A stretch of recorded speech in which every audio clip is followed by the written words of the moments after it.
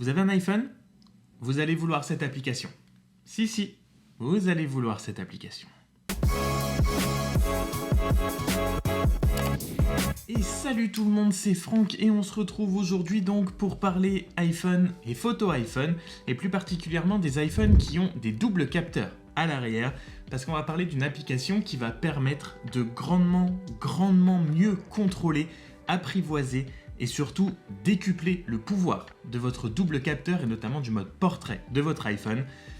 C'est parti. L'application dont je vais vous parler aujourd'hui s'appelle Focos et c'est une application dont j'ai entendu parler dans une vidéo de Mati Apoya, qui est un youtubeur canadien que je suis depuis un moment maintenant. Donc rendons à César ou à Mati ce qui est à César ou à Mati. Il faut juste que vous sachiez ça. Peu importe, même si vous prenez une photo en mode portrait, il y a un tas de données dans vos photos qui sont inclus. Et Focos peut en tirer parti. Et donc quand on ouvre l'application Focos sur notre téléphone, on tombe dans un premier temps sur une application caméra normale pour pouvoir prendre ses photos comme on prendrait depuis l'application native iOS. Et c'est pas là que réside le principal atout de l'application, c'est quand on va aller choisir dans la galerie en dessous, on va tomber sur toutes nos photos qu'on a prises en mode portrait avec l'iPhone. Et si on sélectionne une photo, par exemple, on va prendre celle-ci que j'aime beaucoup, tout mignon. Il était très mignon ce chien à la montagne, très sage.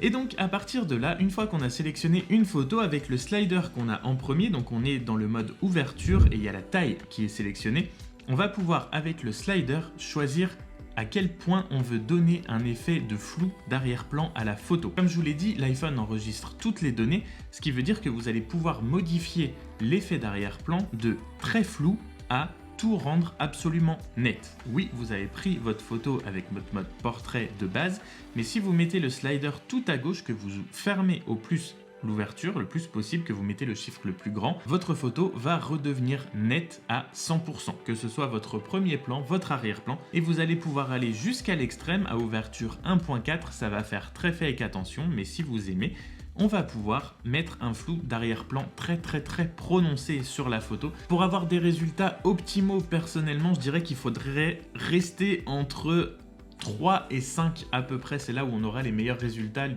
plus réalistes, on va dire.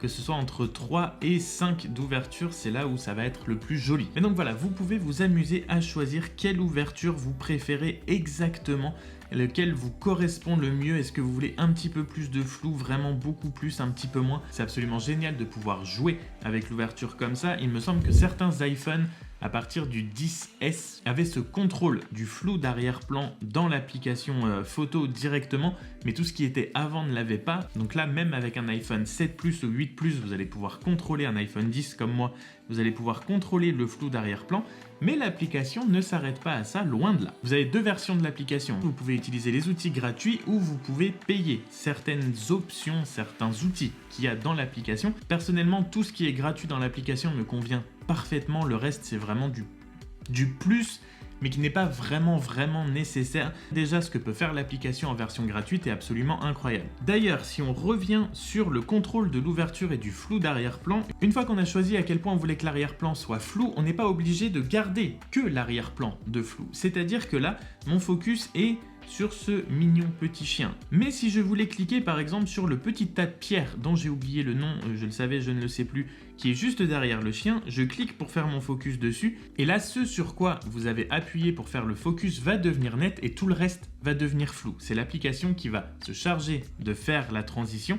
Vous pouvez appuyer sur n'importe quoi dans votre photo, ça va marcher. Si vous voulez que ce soit vraiment le fin fond de l'arrière-plan qui soit net et le premier plan flou, vous pouvez, et si on retape sur le chien en premier plan, l'application va nous remettre notre flou d'arrière-plan en arrière-plan. Autre option qui fait aussi partie des possibilités gratuites de l'application, si vous allez dans éclairage, dans un premier temps, vous allez déjà pouvoir voir votre photo en 3D. C'est-à-dire que vous allez pouvoir voir tout ce qu'a capté le capteur de profondeur de champ sous forme de 3D. Et rien que ça, rien que juste pour voir ces photos comme ça, personnellement, j'avais jamais vu une de mes photos décomposée comme ça, avec toutes les profondeurs de champ, avec toute la découpe qu'il y a entre chaque champ, entre chaque profondeur. C'est absolument incroyable de pouvoir voir sa photo comme ça. Et si jamais ça vous suffit pas, vous pouvez cliquer sur AR, ce qui va vous donner votre photo en réalité augmentée et vous allez juste pouvoir vous balader autour de votre photo. Voilà, juste... Pourquoi pas? parce que pourquoi pas? Et donc à partir de cette fonction, où vous pouvez voir votre photo en 3D ou en réalité augmentée, vous allez aussi pouvoir appuyer sur Nouvelle, et là vous allez avoir des nouvelles sources lumineuses, vous allez pouvoir ajouter des éclairages à votre photo. En gratuit, on a droit à ampoule, tube fluorescent et lampe torche.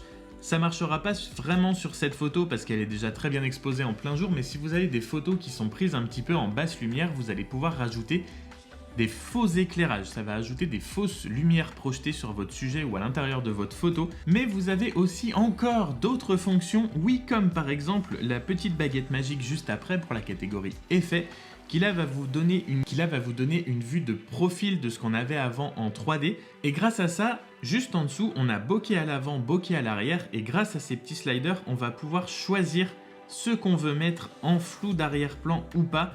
Alors, c'est un petit peu la même chose que le réglage de l'effet en tout premier sur le premier qu'on avait vu, quand on choisit l'ouverture de ce qu'on veut plus ou moins en flou d'arrière-plan, en quantité de flou. Là, c'est un peu la même chose, juste que c'est un petit peu plus dur à utiliser parce qu'on n'a pas la vue sur la photo en entier, mais on a vraiment par contre la vue sur les différentes profondeurs de champ. Donc là, c'est un petit peu plus technique, c'est un petit peu plus pénible à utiliser, mais on a le choix aussi du bokeh à l'avant.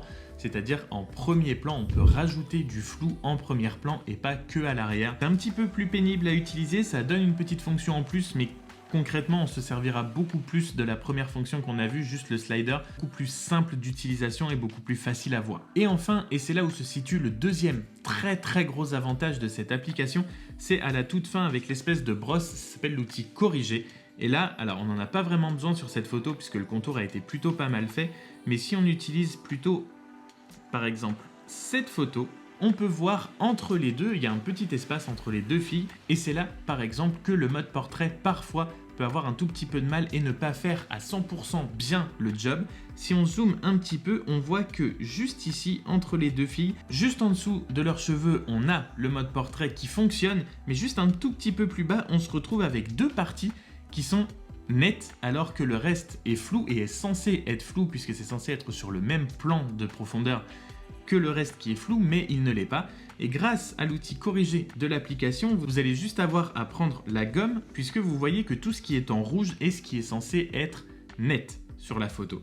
Et on voit qu'effectivement entre les deux il y a un petit loupé puisqu'il y a du rouge qui ne devrait pas l'être. Donc on prend la gomme sur l'application, on va zoomer, choisir la taille et la dureté de la brosse. Et pas de panique, on va pouvoir faire ça quasiment à la perfection puisqu'il y a un petit outil qui permet d'avoir une espèce de loupe pour voir ce qu'on fait et ne pas se louper.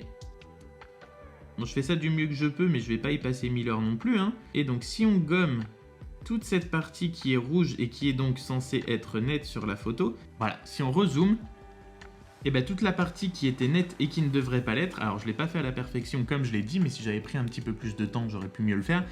Mais on voit que ce que j'ai enlevé grâce à la gomme qui était rouge est redevenu flou et ça permet de corriger les petits défauts là où le mode portrait ne fait pas forcément bien le job.